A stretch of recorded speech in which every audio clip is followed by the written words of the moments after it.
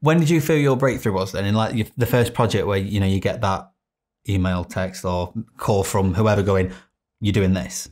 What was that one where you think, oh, and it doesn't have to be like the, you know, the one with the biggest ratings or anything like that, but the one that thought this could be my gateway into what I've always wanted to do. Well, when I started off doing extra work. Now, when I did it mainly just because I wanted to be on set.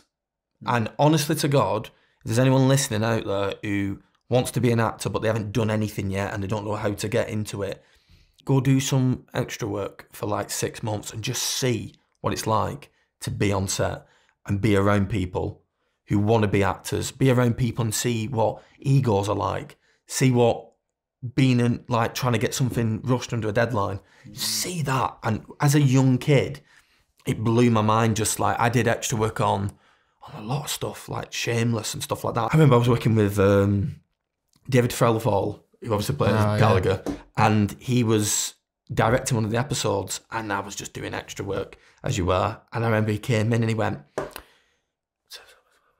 to one of the ADs, and the AD turned around and went, is there any lads who want to do a part, just a little part in this? Straight away, hand up in the air. I was like, I'll do it. And it was one line beating Marty up, the character.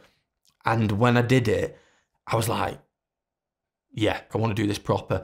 And then I'd say the first big step was when I did Hamlet at the Royal Exchange Theatre. Because A, I got paid, like proper pay. And B, it was just like, oh, people are going to remember this for decades. And I'm not just like a little side thing, I'm in it, we're involved in it. It's interesting though, I said this to a lot of people, like I've done a few like Q&As with younger acting students and stuff, and if I genuinely drop dead tomorrow, I'd be happy with everything that I've done.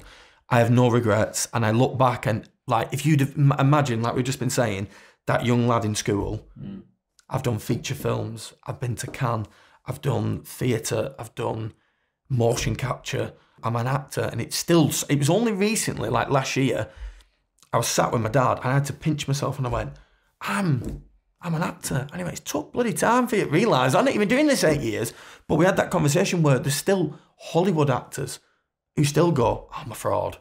I feel like that's something, both cast and crew perspective, that you never realise yourself. You have to be told, or you can say you've directed a feature film and it's, like I said, I've DP'd it, or everyone involved in it can say they've been part of a feature film. That seems unrealistic for so many people. Yeah. When in reality, all it took was, a lot of planning beforehand from your guys' end, but you'd made it, and it's, it is achievable. And like you say, you have those moments, and it's, it's the cast and crew screenings and it's the festivals and things like that where you think, bloody hell, actually, it's not as far away in terms of reaching it as you assume. I think I'm guilty, and I think you guys probably are as well, of always looking for what's next rather than kind of sitting back and thinking, oh, we've done something really good here and we've achieved this. I'm always thinking, what are we improving on next one? What's the next up? We're critiquing the previous project, aren't we? Yeah, and we're like, right, I need to make that better this time. Whereas, yeah, I think it's nice now and again to kind of think, we're doing all right, actually. Yeah. And then thinking, what can we do better next time? Yeah. Because you've got to do that, haven't you?